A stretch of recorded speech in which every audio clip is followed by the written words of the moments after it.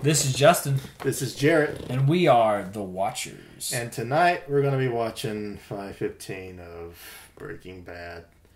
Season 5, Episode 15, Granite State, named after the state in the logo of New Hampshire. Slogan.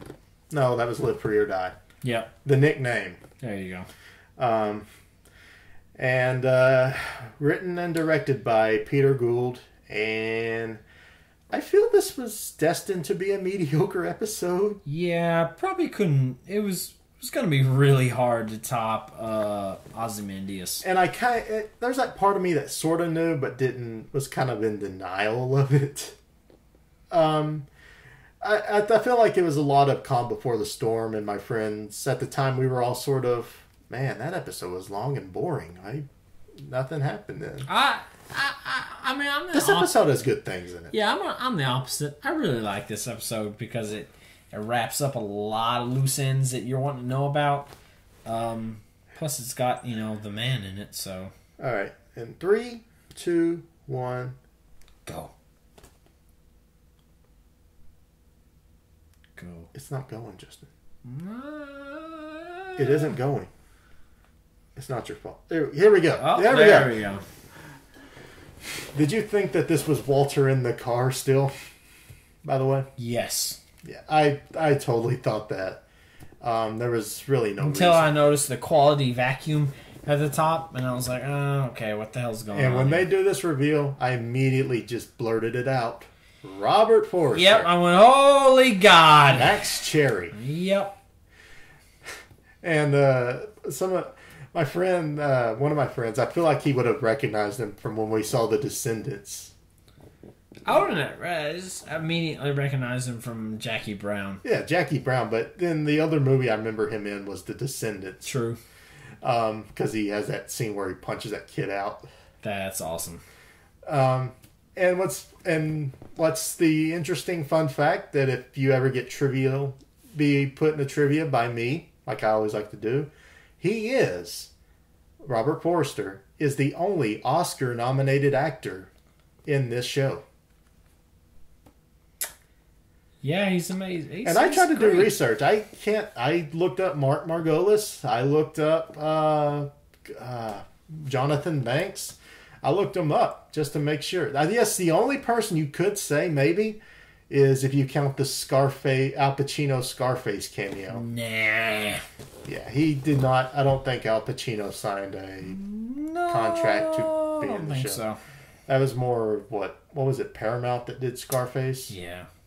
If we're wrong, leave an angry comment in the comment section about how fucked retarded we are. Just how fucking stupid we are. So, we were talking about the quality of this episode and what we thought. What were your thoughts on it? I love this episode. I definitely don't think it tops the last one, but it definitely wraps up a lot of the stuff that you've been wanting to know for a long time. And I know a lot of people had a problem. They're like, wow, that was a really boring episode. I was like, I loved this episode. I liked it until I saw the finale, and then I just now kind of retroactively put this episode as maybe the end of the golden age because I have problems with the finale, and I kind of now retroactively say Ozymandias was the end of the golden period. We'll get into that. Yeah. Speaking of, we need to talk about Bob Odenkirk, since we haven't yet, and how great he is on this show. Yeah, we should. After the credits here. I can't believe I still have that as my text message notification. Yeah, in fact, speaking of that, I do not have my phone silenced. Yeah, oh well. At least no one's texted you. Yeah. Asshole. Dicks. I gotta say, I just felt bad for Marie when they showed that her house had been broken into and all that. Oh yeah, I felt absolutely awful for her because coming off the last episode, and she realizes that she's never gonna see Hank again, and I was like, oh okay, well it can't get any worse. I was like, oh well, yeah it can. Actually, okay, I got a little quick aside. I was looking up trying to find that topless scene she just did on Masters of Sex. I still need to watch that. I cannot find the clip. I mean, you're going to pretty much have to get Showtime Go just to see it. I just found the pic. It's only like 16 seconds probably. But in doing so, I saw a clip of the Michael J. Fox show. You know who's in that show? Wendell Pierce. Really? Yeah. It threw me off. Man, I really wish there was a special... I think there is, but I wish there was a special feature where it's 30 minutes of Aaron Paul doing the confession. Because that's what I really wanted to see. Oh, that would be great. And it's not even on script. It's just he's improvising. And from what my friend said, it's only like a 8-minute thing. And all it is really is just him talking that scene and then talking the scene that follows up. This part is really just weird, where he brings up the kid that Todd shot, and Todd just sort of, yeah, good times, brother. Yeah, because Todd is a horrible person. I think I have stated that on multiple occasions. He needs to there's die. a difference between a horrible person and someone who's just sort of chuckles at the time they killed a kid, you know. Yeah, because Todd is a terrible person. He chuckles about killing a small child. Yeah. Yeah, I remember, I love that I can remember the name Drew Sharp. Oh, yeah. You can never figure out anytime I hear the name Drew, I'm like, Sharp? Oh, no, wait. But I remember at the time my friends had no idea who that was, and I had to point it out to them. That's weird. I should have seen from the beginning that Jessica Hecht was in this episode to telegraph the ending. Of course. And I never did, apparently. And this is literally the first time I've seen her name in the credits since this whole thing came out. So, as I said earlier, you know, Todd trying to save Jesse. Is he still trying to save Jesse right here? Or is he trying to save Jesse, or is he still wanting to get millions here? I don't... Because they have millions already. Okay, no, they establish he wants Lydia. Yeah, that's true. Which was actually, I gotta say, a pretty well telegraphed story, with him rubbing her lipstick and him wanting to sort of having that hound dog like mentality that he wants to get closer and closer. And it's one of the funniest things about Todd is that scene where they're talking back to back, and Todd just like picks that little hair off of her back. Yeah. He's the sweetest, creepiest guy I've ever seen in my entire life. You met me, so. No, that's true. But yeah, that's really all it kind of comes down to. I can't believe I didn't bring that up earlier. Yeah, Jesse's struggle in this episode is a little maybe overblown with drama. No, he's trying to get out. He's trying to, you know. Do you think? But I'm asking. Do you think the drama was a little like kind of amped up in a way that Walter's struggle wasn't? You know. I don't know. I feel like some people had problems with the whole Jesse being a hostage storyline. No, I mean, I think it made sense. It makes sense to me, definitely. I mean, any other way, and I would have been like, oh, I don't know, they probably should have killed him. There is a point I will have to rant, though, when we get on to what happens later. When we come to it, ladies and gentlemen. Yeah, so be prepared. I'm about to rant, and you're about to disagree with me and leave more comments about how... I will say this. Some people have actually sort of snapped out of that mentality and gone back to, I never realized how bad of a horrible person Walter was. Oh, it's because people are stupid. He's a horrible man. I mean, I'm happy horrible. Yeah, so I'm pretty much showing up to the protest that was there like a whole year ago, yelling at people, not realizing it's over. So, Bob Odenkirk, ladies and gentlemen, this is his exit. Great on this show. Just perfect casting in general for him. I couldn't see anybody else's Saul. I will say this. I'm not saying he's a bad character or anything. I mean, as in a non-memorable character. Right. I'm saying this in that I was never that wild of a Saul Goodman fan as a lot of people were. Oh, I love Saul. He's like one of my favorite characters. No, it was like it's a well-crafted character, and it was a well-cast character. My thing is he was always more of a plot device character. Oh yeah, and he filled the role well. But I'm saying that's why I never had that connection with Bob Odenkirk. Yeah, because every time you saw him on screen, he was like, "Oh, plot device." Bob Odenkirk, though, it's funny because I did not know who that guy was until I see the show, and then it turns out he's in a shitload of things I've already seen before. He is. It's real weird too because everything that I've seen him in before this, and I saw him in a lot of stuff. He's hilarious, and he does a lot of comedy. In this, I mean, he's funny as Saul, but at the same time, it's definitely like a different turn for him at this point. Yeah. I feel like he could make a good transition into being a dramatic actor. Definitely. A lot of comedic actors do. Like I don't know, what's that one guy? Bryan Cranston. Okay, there we go.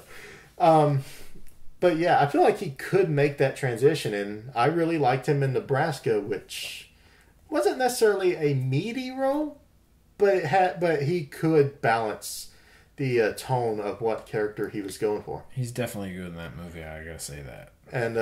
And did you on the commentary they made a joke that that's where he's headed is Nebraska? Of course he is. Yeah. Because that's what happens. Because he gets out of this. And he becomes a weatherman? Yeah, and he becomes a weatherman. But it's not even in Nebraska. It's all connected. I think he was in Idaho or some shit. Nope. It's all connected. All the pieces matter. Just like after Bryan Cranston, he doesn't really die. He just goes on to be Hal. He goes on to get another life. Now, who would win in a court case? Saul Goodman or Maury Levy? Oh, I'm gonna go Saul. I gotta root for. I'm not gonna say he's gonna win, but I'd root for Saul. Yeah. Although you gotta wonder who would be the defense attorney or the prosecutor in that one. Oh, yeah. That would be kind of weird because it'd just be both the same sides. Two assholes who hate each other or some shit. By the way, Maurice Levy is the character, the Saul Goodman type character in The Wire, who is pretty much Saul, only not charming and not likable. If you haven't seen it, watch it. They're not going to watch it. I've been telling that shit for like 2 years. I'm just saying. Eventually, everyone's wised up and gotten to Breaking Bad, but that's because Breaking Bad was just perfectly, and I hate this word might have a connotation in a negative way, but it was perfectly manufactured. I've always thought. Like, it's great. It's just great everything. All the aesthetics are perfectly flowing. And all the flaws are hidden perfectly. And you always have that sense of what will happen next. And I feel like it was meant to be a hit show. Oh, yeah. And there's a tragedy in the fact that it became a hit when it did. Because you think there's a tragedy? No. I think it's a tragedy that AMC was always neglecting the show compared to The Walking Dead. Do you remember that bullshit AMC would always pull with The Walking Dead? Where it's like, hey, Walking Dead's about to come on. Here's a 16-hour marathon of The Walking Dead. Hey, guess what? Breaking Bad's coming back on. Here's a 16-hour marathon of The Walking Dead. Okay, good point. It's a tragedy and that's why ultimately it got split up into 2 parts of a season. That's what I think. Yeah. And I will argue that we needed more episodes to kind of get that, even if it was just 2 more, to really at least flesh out these last 2 episodes. Hell, even if it was just 1 more, I would have taken it. Yeah. Because there was a little bit of a pacing problem in 5A. 5B, everything was going so perfectly, and then I think once it got to that last point where we got to end this. Hey, you can't get on your rant yet. Yeah. There were certain liberties that were taken, and we'll get to some of them in this episode. Trivia. You ready for this? Go ahead. What 2 events premiered the exact same night as this episode? What One of them we watched, and the other one I'm thankful we didn't watch. Was it some sort of awards TV show? It was Emmys, yeah. Is it Emmys? Yeah, the Emmys. Okay, I don't know then. You don't know what the other one was? The MTV Music Video? No. The other one was an episode of something. Oh,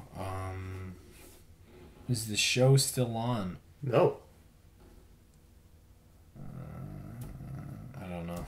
It was the finale. The series finale of Dexter. Oh. Dexter. Right. That horrendous ending. We're not gonna speak anymore about that. That's pretty bad. Needless to say. Off topic, did you hear the news about the kid who killed a girl based around Dexter, that autistic child? Yeah, definitely saw that. People have got to ruin it for the rest of us. Yep. No, well, I know it's a tragedy, and we're not going to harp on it at all. But I will say, I think it was perfect conjunction that... Did you ever see the video where it's Walter sitting at the bar and he's watching the Dexter finale? Yes. And I think there's another one where it's Walter sitting at the bar and he sees Jeff Daniels win the Emmy for Best Actor. Yeah, that was depressing too. And it's like his reaction is perfect. And that was also like what they did earlier this season when Marie and Hank were watching Miley Cyrus's performance at the MTV. That was a good one too. And it was, and I think people will forget years from now that was the same night. Did you think Skyler was dead right here? No, not at all. Yeah, I was like once they grabbed her, I had that feeling, and then once it was sort of prolonged, I kind of. No, I saw Todd right here, and I just, even though he was like -10 at this point, he went to like -50. I was like, oh, I hope you die horribly. Yeah, I've often said that before the series was coming to its end, I was always saying, I hope that Skyler doesn't die just so people can rant and bitch about how she's not dead. And in the ultimate of ironies, I'm the fool because I'm ranting about how people were always on Walt's side as opposed to Jesse, Skyler, insert, whatever. True. I will say, we haven't even talked about, and he's not even in these episodes, but Giancarlo Esposito. It wasn't until I rewatched season 4 that I kind of went back and said, maybe things would have been better if Gus, killed Walt, maybe. I mean, he would have had to kill Hank eventually. I mean, like, maybe. But at least, okay, for Jesse, how about that? Things would have been better for... Oh, yeah, definitely for Jesse. Well, yeah, because they have to... somewhat at least. They have to fucking torture Aaron Paul every episode and make us have to feel bad for him, even though he's already likable. Yeah, but at the same time, I was totally glad that he died. Otherwise, he would have killed Skyler, he would have killed Holly, he would have killed Walt Jr. Well, okay, everybody. What about this? Instead, Jesse puts the bullet in Walter's head, because that's always my Hamlet should have killed Claudius moment. Wouldn't you say that he almost kind of does? Yeah. Because he drives off. We'll get to that. But... Well, no. I'm talking about in that moment when... Oh, yeah, okay. Like, do you think he kind of... Things would have definitely been better for him. Do you think that would have been the moment you would have said things probably could have gone different? Yeah. Because Mike would have been... That's the thing about Ozymandias. I posted like a status saying something like, I miss Mike. None of this bullshit would have happened if Mike was still here. Pretty much. Because he got his shit together. We were talking about allegiances. What were you going to say? Mike was easily one of the best characters that just came out of nowhere for me. I don't want to make it sound... Because I made it sound like this in the last episode, but Mike... Speaking of the scene where Todd... Does something to Lydia. Creepy bastard. I was actually flipping back and forth with Walter and Hank because the first episode, Walter does that whole tread lightly, and I feel like I couldn't root for Walter because he didn't know he was out of his mind. He didn't know who he was at that point. I think he had a good idea. I feel like there was that clouded personality that you just couldn't quite get behind. I think, not early on, I would say, but later on, Walt embraces what he's become. He's embraced the Heisenberg, the scary, guy in the shadows that, is killing everybody and, doesn't give a shit about anything. Well, that's the thing. He embraces that. He takes it in and just makes it his own. You see that scene with him and Hank, and he's really playing that character up to the point where I feel like I just didn't have that capacity to root for him, because I feel like he doesn't even know what he is at that point, because Hank says, I don't know who I'm talking to. And I felt bad for Hank. And in that whole scene where Hank realizes he's in over his head. The next episode, when Hank's acting desperate and he gets Marie in on it and things end up pretty badly, I started to kind of root for Walter more, because you see Walter out in the desert doing everything he can to hide this, to keep it down. So I kind of was back on Walter. And then Walter made that video, because that videotape of him implicating Hank, I just said, fuck Walter. Yeah. I literally paused it, looked at my friend, went, fuck Walter. Fuck Walter. Yeah, when you are trying to take this man who's trying to get over himself and really amp it up to a 10, and yeah, look, it was amnesty. It was him saying, this is my olive branch, the best thing I can throw at you. I feel like there would have been something better, but I feel like him going that extra route to actually go through with it really just, I was really mad at Walter at that point. We didn't talk after that. Yeah, I lost respect for him a little while ago. He's just a deplorable human being. He's awful. And also and him wanting to be more aligned with Todd, I feel like there's a sense that's the sense of desperation, because we mentioned earlier, Todd ultimately is the brown-nosing fan that wants to defend every ounce of his actions. This is very true. Yeah, I was just having the roughest time arguing with these people on the internet. That's why I never argue with anybody on the internet. If you want to voice your opinion, whatever. It's fucking stupid, though. Or whatever. Unless you're like me or Jerat. Yeah. Now, I guess we have not talked about this at all. And I guess we kind of can't anymore. But what did you think of Laura Fraser? She's great. She's hot. Yeah, I would... She's done some indie films in the past, if you know what I mean. Yeah. Now, because it was funny, because again, it was another uptight female character with the stick up her ass. Yeah, definitely. And on this show, and I feel like that's the one thing AMC is known for, is having female characters that aren't that well beloved amongst the audience. And I thought she would, bite the bullet way sooner. I thought, like, after I saw her after like 3 episodes, I was like, oh, this bitch is gonna die.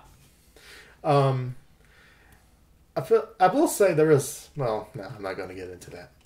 But I guess we can talk about that real fast, about the whole AMC and their issues with portrayal of women. Like, how would you would say that Breaking Bad is at least better than The Walking Dead? Easily. As far as women characters are concerned? Yeah. Oh, yeah, easily. Because, and it almost adds to that whole... I want every woman on the Breaking Bad besides Maggie to die horribly. Which one's Maggie? Glenn's girlfriend. Oh, I thought you said Breaking Bad, didn't you? On The Walking Dead. Okay. If I did, my bad. Well, even then, I feel like Maggie is sort of a character that's meant to be a reward for Glenn. But, okay, I haven't seen The Walking Dead in a while, but I was sort of bummed at when I found out that it was just the whole setup was them to meet up again and kiss and be happy. And yeah, that's pretty bullshit. I'm pretty much done with The Walking Dead. I'm actually kind of interested about that casting piece that they cast Seth Gilliam from The Wire. I mean, we'll see how it goes. I like it. I like that because now they get Carver and D'Angelo. Okay, we're getting way off topic. Yeah. Our bad. Yeah, let's break it. So, Robert Forster. Oh my God, that was weird. He nominated for supporting Emmy, not supporting Emmy, but a guest Emmy actor. He's great. He's so good on this show. I feel like that. Wasn't there a female? I must be thinking of Mad Men. I think. Yeah. But I completely have no idea who won. But he's the same character from Jackie Brown in this movie. He's Max Cherry. Max Cherry just goes into Albuquerque and just decides to hide people. It's all connected. Yeah, I guess that can make it. I mean, he and Jackie Brown set in California, right? Yeah, and he moves to Albuquerque. Yeah. Was there a line in Jackie Brown about how Max Cherry has a passion for the vacuum industry? Well, no, but in the deleted scenes, maybe. Yeah. Who do you think would have done that, Quentin Tarantino or Elmore Leonard? I'm going to go Quentin on that one. I know just now thinking that he would probably add in a whole new scene with that. Yeah. But yeah, two great actors. Now, I'm not... That's the thing is, I don't really know Robert Forster outside Jackie Brown. Yeah, he's in a lot of stuff where when he's really young, like from the 70s. He looks weird when he was young, too. Yeah, he doesn't look like the same guy. But he's in a lot of stuff in the 70s when he's real young. And then, honestly, the first time I ever saw him was in Jackie Brown. I was like, oh, this is my guy right here. Yeah. And what's weirder is that I don't even think he's the best actor in that movie. Yeah, I mean, I actually... Pam Grier's pretty good. No, you know who stood out to me? Was De Niro. He's a psycho in that movie. He was more of a sort of almost a surfer dude, slacker stoner, who just does nothing but just fuck. What's her face? Yeah. Bridget Fonda. Yeah. And I loved his presence every time, and then Samuel L. Jackson berating him in the truck. Oh yeah. Yeah. If only I could have half of that barrel right there, I would be set. I don't even have to have half of it. I just need to pay off my loans. I don't even need to do that. I just want some money. So, here we have I gotta say real fast, this looks like Vince Gilligan always does these throwbacks to like old westerns and such. Yeah. This does look like a scene from like, say, Jeremiah Johnson or... Oh, yeah. The first time I saw this, that's immediately kind of what I thought too. I was like, it's kind of westerny, the snow and everything like that. Little cabin out in the middle of nowhere. And by the way, seeing him out in that little cabin makes me, again, back to you people. What? Okay, everyone was like, man, I don't get why Skyler and Walt Jr. just like stopped asking questions and like went with Walter, and then you see where he ends up, and you go, yeah, there's really no fucking reason for them to be out in the middle of fucking nowhere. I mean, it's just, I kind of don't understand people's mentality. Now, I did not necessarily get into the crux of this episode, which was him leaving. I mean, he's scared as shit to leave at this point, because, he doesn't want to get caught or anything like that. It's still that Heisenberg. That's why he's got the fucking hat on, it's that Heisenberg mentality. Even though it's buried down, and Heisenberg is in hiding, and he's in, out in the... Where is he supposed to be at this point? New Hampshire. The Granite State. Yeah. Live free or die. Yep. And he's supposed to be there at this point, and he's got the hat on, and he's like, Heisenberg's gonna go out there, and he's gonna get shit done. And then he gets to that fence, and he goes, I don't want to get caught. Never mind. That Heisenberg immediately goes away. Maybe, is that a suggestion that the deer is the new Heisenberg? Yeah, maybe. Fuck it. If that thing starts making meth, you never know. And here we have Jesse trying to escape. Yeah.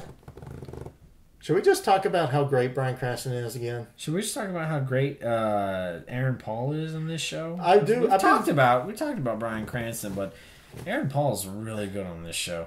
I do. Okay, I was going to say this in the last episode about the Emmys. This was Aaron Paul, I think, maybe his weakest season. And I'm not saying as a performer. I'm saying as far as the material given to him. Yeah, no, he doesn't really have a lot to do. I mean, so you can't really blame it on him necessarily right here. But he just doesn't have a lot to do. I mean, he's got to be in a cage and get his ass beat and make some meth, and that's about it. And I mean, he had that one great scene with him in Saul Goodman's office. Yeah. Actually, it was like a whole series of scenes because of him shaking was also just engaging as hell. But I feel like when you look at the scenes in the previous season, not the 5A. I don't even remember any good scenes with him in 5A. When he punched Todd, maybe. Yeah, but when you look at that scene when he's giving that problem dog speech, that was like one of the absolute best things he's ever done. Period. Yeah. Besides Need for Speed. Sure. That's the other thing I was going to bring up about Aaron Paul. I feel bad that this guy, he's not breaking out the way we all sort of expected him to. He doesn't pick good roles. That's all there is to it. Well, I mean, it's not like he's a bad actor. He just picks bad roles. I feel like like that Pop's commercial kid, or by the way, did you know Bryan Cranston did Preparation H commercials? Yes, I have actually. Yeah. Yeah, and I bought one yesterday, all because of him. Nice. And because of my hemorrhoid. But anyway. That's different. With Aaron Paul, I feel like somebody made a joke that, all he gets in the scripts are drug dealers that say the word bitch every other scene. And I can imagine that being a problem for him wanting to try something different. Yeah, I definitely see how after the show, directors or casting agents would come up to him and he's going to be a typecast guy. Yeah. But I mean, I think he's more than that. I think he's a good actor. I do think he takes bad roles when he does movies and stuff. He's in that. You never know. He's in the new Christian Bale Exodus Gods and Kings movies. Maybe he'll be awesome in that, or maybe he'll be trash. Who knows? Well, you're gonna say he's awesome regardless because you love Christian Bale. Well, that's different though. Well, I think Peter Dinklage is overrated because all he plays in movies are dwarves. Yeah, it's true. All right, okay, I guess I can go ahead and do my little mini rant on this whole situation. Rant away. Okay, I hated this idea. I feel like there is no reason for Andrea to get killed, first off. I mean, I want you to tell me, what was the point of Andrea getting killed? So Jesse would stay in line and try not to do anything. But to me, I'm not going to argue about the whole she should have stayed inside and all that. I'm talking more about from a writing standpoint. Because I would have imagined it more if they just did something like go to his house and sort of make a little veiled threat, just to show, hey, we mean business. We know where she lives. No, but that's not. We're talking about neo-Nazis here. That's veil threat is not their damn thing. Yeah. If they're going to go through with something, it's going to be full force. I'm not talking about I don't buy that Nazis would have killed her. I'm talking about just in the writer's room, the decision to have her killed off. Because I feel ultimately your goal would be, A, make you feel sympathy for Jesse. We already feel sympathy for Jesse. B, make you hate Todd. We already fucking hate Todd. I guess the only other option I can think of is to kind of give him that parallel that, Walter had to watch the person he loved die, and Hank. So Jesse has to watch someone he loves die, and it's shot the same way. I could see that, but at the same time, I see that, you already feel how Jesse feels at this point. He's just, he's broken down, he's destroyed. Yeah. And these neo-Nazis are going to, They push it to 11. They push it to 11. They push it to the edge. But I'm saying it's just, I think it was kind of unnecessary from a dramatic standpoint. My whole reasoning behind that is because when you think about it, it really doesn't have a lot to do with the actual plot. And because I was thinking, when this happened, I thought, in the very next scene, they show Walter getting a stack of newspapers from Albuquerque. And I immediately thought, oh, he's going to find out that Andrea died and realize that, oh shit, something's wrong. I fucked up somehow. And that never happened. And to me, I think that's kind of bullshit, personally, because it kind of takes that blame off of him that he had a hand in Andrea's death, the way some people say Jesse had a hand in Hank's death. And because there's another thing I was going to throw out in there, is that because I always feel like I'm blaming Walter on this, and I will acknowledge that Jesse had a fault in doing so. I mean, yeah, it's Jesse's fault, but it's 10% Jesse's and 90% Walter. Because if you never handed over Jesse, Andrea would have never died. Now, what do you think about when Hank was killed? What would your percentages have been there? Because everyone keeps saying Jesse, and I did not see that at all. No, that's Hank. To me, it's 70% Hank and 30% Jesse. Now, I guess because Jesse should have known what was coming. He knew that Walter was always one step ahead. He should have known that Walter was one step ahead. But I'm talking between more of Jesse and Hank, or Jesse and Walt. Right. And I was confused when people started bringing up Jesse and that whole BS fiasco. No, I mean he's doing what he's doing. He's trying to survive and live. Yeah. I'm talking about with Hank. Well, yeah. Okay. We're on the same page, but it's just my beef was it kind of let Walter off the hook, and I understand. Look, he's already had to live with killing Jane and all that, but there's a difference in that Andrea is almost 100% an innocent compared to Jane. Oh yeah, without a doubt. And I feel like there's something that would have made a great story device if Walter finds out, realizes something might have been his fault, that somehow he fucked up. And it would have been a perfect idea for him to go back into New Mexico. And I just feel like it's kind of ridiculous that he doesn't have that moment of realization that his decisions were a lot worse than he had imagined. Definitely. I mean, granted, he does see that the weight of his decisions, how bad they are when he hears about Skyler. But I want to see the decisions of someone who he had no stake in, that he sort of took for granted as being an innocent bystander. Yeah, Todd needs to learn from Omar. You never turn a gun on anyone that's not in the game. Damn straight. Wire lesson for you right there, folks. Yeah. So yeah, and I guess I think I have a little bit more I want to say that kind of... you know what? I'll get it out right now. How about that? Go ahead.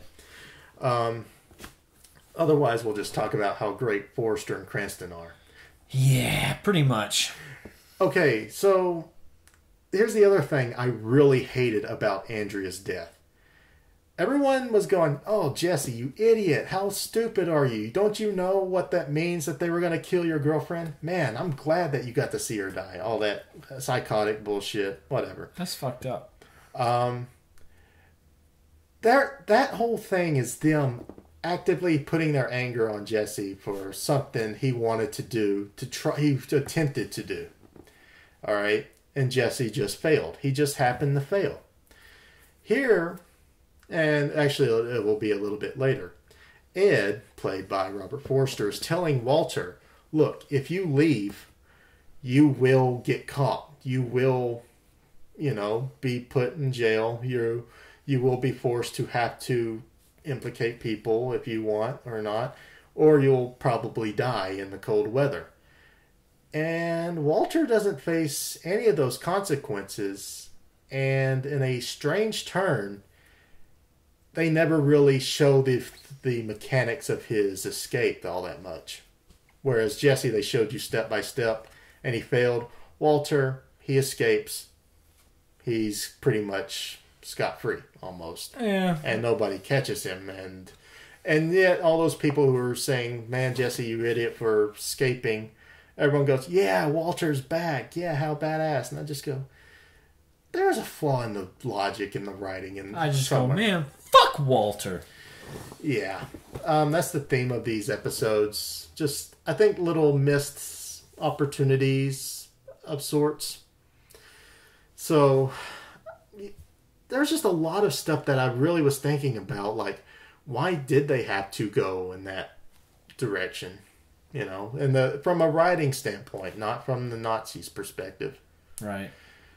I feel like it's almost unfair that Walter gets away so damn scot-free. I mean, I understand why he does, because maybe we'll get into it more in the next episode, but I understand why he does, because he's, you know, he's trying to get the story. Yeah, I mean... But that's the thing. It's coming for full circle for Walter.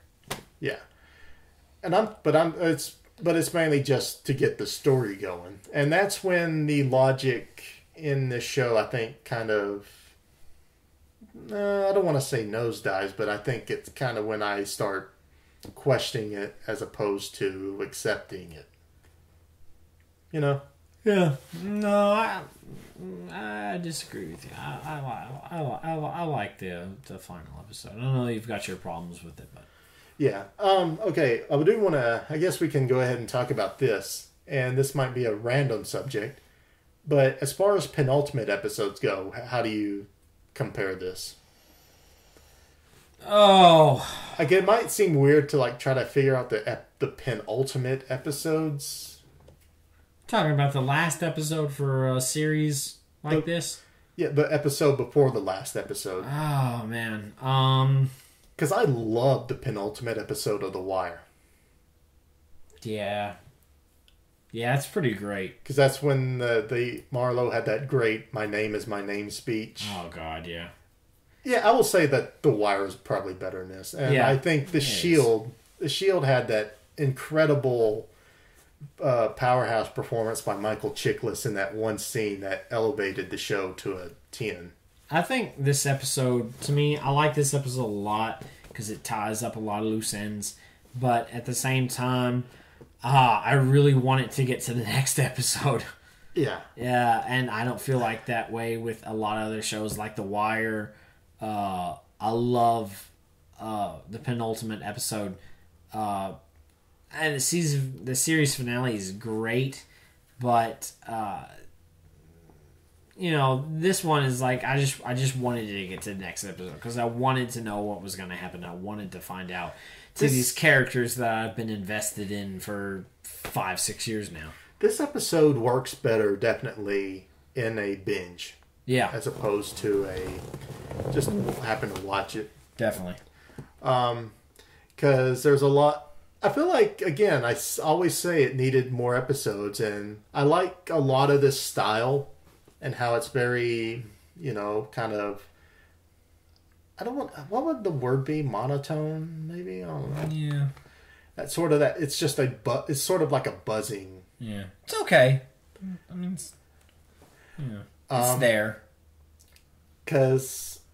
But I was, like I said, I was really with this episode, even if I felt let down by the ending. But a lot of my problems I kind of went back against this episode once I saw the finale, and my problems started to come up more and more. Again, I feel like it was destined to be a mediocre episode, and even Peter Gould, the writer-director of this episode, in the commentary, or not the commentary, but the podcast, he had a pretty funny thing where he goes, yes, let's talk about Granite State, this great symbolic title to this episode where he had just come off Ozymandias. Nice. Yeah, it's pretty funny stuff. I actually do recommend those podcasts, and I have a friend who I think has listened to every single one of them. I listened to every one of them this season, though. It's weird to see Walt here, just like, you know, 3-4 episodes before was just on top of the world, and now, he has trouble opening up a gate, walking down to a driveway. You see really how far Ozymandias, so to speak, has fell. Yeah, fallen. You have a helping verb. It's fallen. Yeah. See, this is how slow this episode is. We're correcting each other's grammar. Yep. I will say this is probably my favorite scene of this episode, maybe. Yeah, I could see that. It's definitely right up there. We talk about RJ. It is. It's probably the best. It's probably the best scene in this episode. I'm trying to remember, and oddly enough, it's a scene that doesn't involve Forster. Yeah, I know. I remember crazy. All my friends were just like sad at that whole scene of Walter having to pay that guy to stay an extra hour. Because who would want to stay with Walter? He's the worst person ever. Yeah. Even when he's dying. I was really actually hoping to see Marie, and then when they cut to that, I was like, that was actually a pretty clever twist. There you go. But yeah, we talked about how RJ is probably the weak link. He's really good in this scene here, though. Yeah. And again, my friends were just like pissed at him for yelling at Walter and not hearing his side. But no, Walter's a horrible person. He killed an uncle. Hey, real quick, do you want to talk about how horrible of a person Walter is? Yeah, of course. Okay, let's talk about that. Mm. But I just love this. It's like him talking about that whole empire business is now completely flown right into his face, and now he's trying to convince himself that he just did all this for the family. Oh yeah, of course. I again. never intended to hurt anybody or anything like that. But did you ever notice how he's like patting the telephone as he's talking to him? Yeah, almost like his son's right there. Like he's trying to console him via the phone. Yeah, we gotta give a stand up to that telephone. That telephone really just. That telephone probably carried Bryan Cranston through the scene. Probably gotta get the Emmy to telephones of the year. It's right up there. Yeah. Well, it had a lot of competition with all the phones in the wire and all the burners. All the phones in Game of Thrones. Or no, oops, wrong thing. Boardwalk Empire. Hey, those phones are fancy looking. I really want to talk on that phone before I die. No, they're terrible, trust me. So, yeah, and we haven't even gotten to RJ, like, berating Walter and just making the teachers hear him and all that shit. Which I think just is a great little indication of, like, everything you wanted to see. The whole truth. Yeah, really about how he really feels about, his dad. Because he goes through such... Even though he's not in the show a ton, I would say, he goes through such a huge arc. It's just with his father and his mother and his dad and his baby sister. And, you can just really see it all coming to a head right here. Yeah. Yeah. I really will say not as powerful as his final talk with Skyler. That's a good one. Yeah.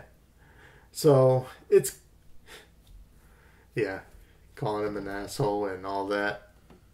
And pretty much that whole like ending the idea, and now like also he's changed his name to Flynn. Yeah. Or preference to Flynn.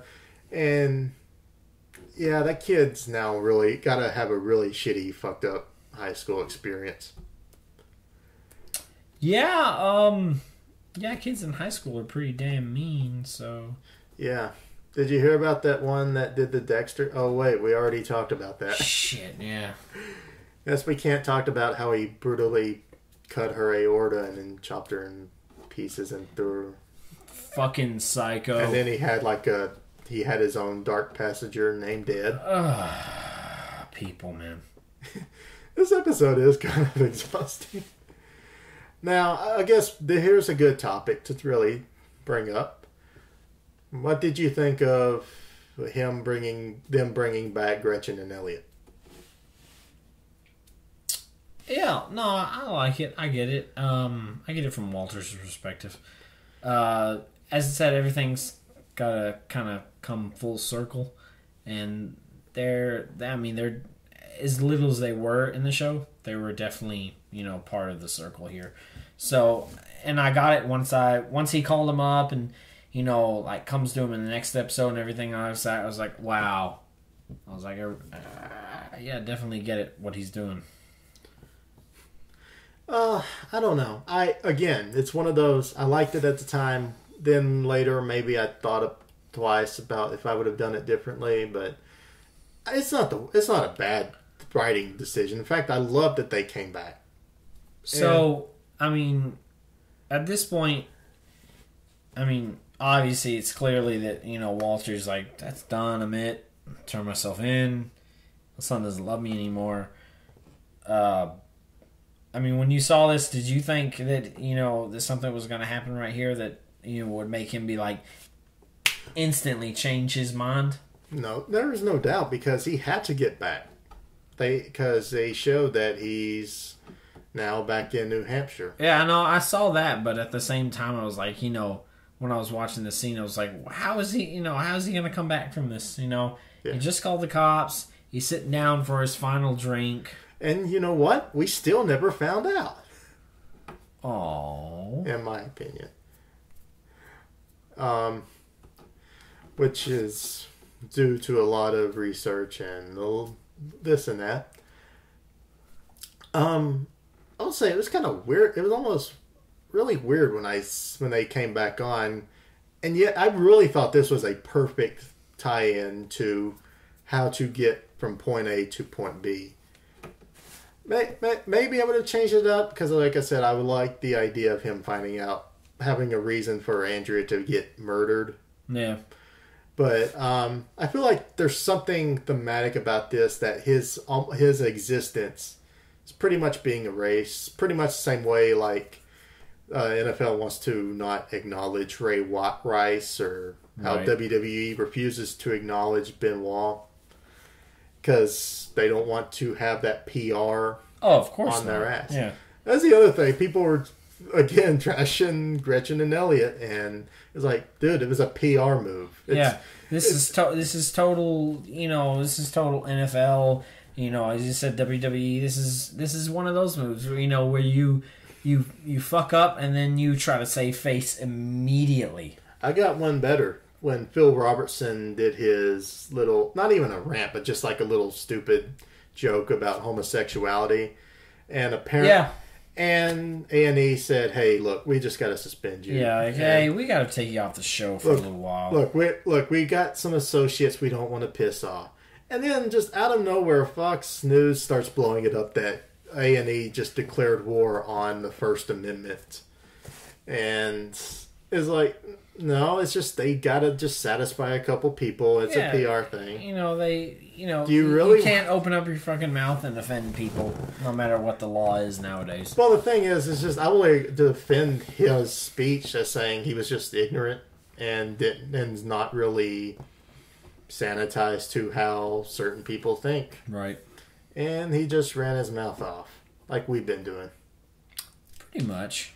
And I'm about to run my mouth off in the next episode when I talk about how Vince Gilligan is a talentless hack. Stay tuned.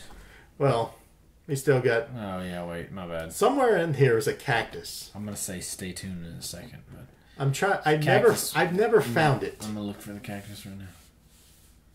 I feel like it's right before you get right around the porch. I think it... Okay, it's probably blurry. No, I didn't see it. Nope, I didn't see no cactus. And I love the integration. Not in the bar or anything, is it? No. I love the integration of the theme music that goes all the way back. Oh, yeah. Yeah. A lot of shows tend to do that. The Wire wound up doing that. Now stay tuned.